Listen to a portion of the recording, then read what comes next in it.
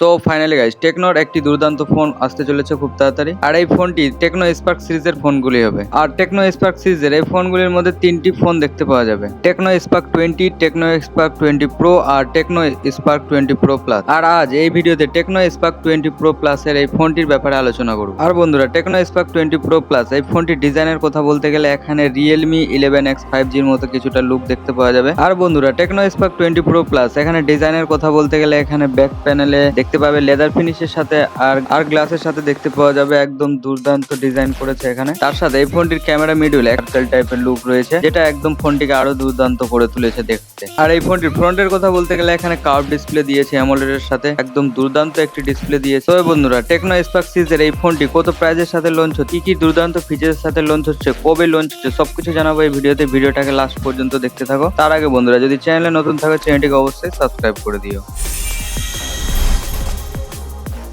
তবে বন্ধুরা, টেকনোর এটি প্রথম ফোন যেটিতে এখানে কার্ভ ডিসপ্লে দেখতে পাওয়া যাচ্ছে, আর ডিজাইনও এখানে দুর্দান্ত দেখতে পাওয়া যাচ্ছে। আর বন্ধুরা, এই ফোনটির ফ্রন্ট ডিসপ্লের সাইজের কথা বলতে গেলে এখানে 6.6 ইঞ্চ ডিসপ্লের সাথে দেখতে পাওয়া যাবে, যেখানে কার্ভ অ্যামোলেড এর সাথে থাকবে, আর ডিসপ্লে রিফ্রেশ রেট থাকবে 120 হার্টজ এর সাথে। তবে বন্ধুরা, টেকনোর এটি একটি ফার্স্ট ফোন যেটাতে কার্ভ অ্যামোলেড এর সাথে ডিসপ্লে দেখতে পাওয়া যাবে 120 হার্টজ রিফ্রেশ রেটের সাথে। আর এই ফোনটিতে ডিসপ্লের এখানে প্রোটেকশনের কথা বলতে গেলে এখানে ডিসপ্লে প্রোটেকশন থাকছে গরিলা গ্লাস 5 এর সাথে। তাছাড়া ফোনটির এখানে অ্যামোলেড ডিসপ্লে হওয়ার কারণে এখানে ইন ডিসপ্লে ফিঙ্গার সেন্সরও থাকবে। ফোনটির ব্যাক প্যানেলের কথা বলতে গেলে এই ফোনটির ব্যাক প্যানেল এখানে দুটো অপশনে থাকবে, একটি হলো লেদার ফিনিশ আর একটি হলো গ্লাসের সাথে। আর বন্ধুরা, টেকনোর এই ফোনটির র্যাম রোমের কথা বলতে গেলে এখানে দুর্দান্ত একটি র্যাম আর রোম দেখতে পাওয়া যাবে, যেখানে 8GB র্যাম তো থাকছেই, সঙ্গে 8GB ভার্চুয়াল র্যাম থাকছে, মানে টোটাল 16GB র্যাম দেখতে পাওয়া যাবে এই ফোনটিতে 256GB ইন্টারনাল স্টোরেজের সাথে। দুর্দান্ত একটি র্যাম আর স্টোরেজ এই ফোনটি দেখতে পাওয়া যাবে টেকনো স্পার্ক সিরিজের 20 প্রো প্লাসে। তো বন্ধুরা, ফোনটির ব্যাক প্যানেল এখানে ক্যামেরা মিডিউলটা একদম দুর্দান্ত করেছে, যেখানে ফোনটির এখানে ক্যামেরার কথা বলতে গেলে সার্কেল টাইপের ডিজাইন দিয়েছে, যেখানে ডিজাইনটা একটু মনে হচ্ছে রিয়েলমি 11X 5G'র মতো। আর মেন ক্যামেরার কথা বলতে গেলে এখানে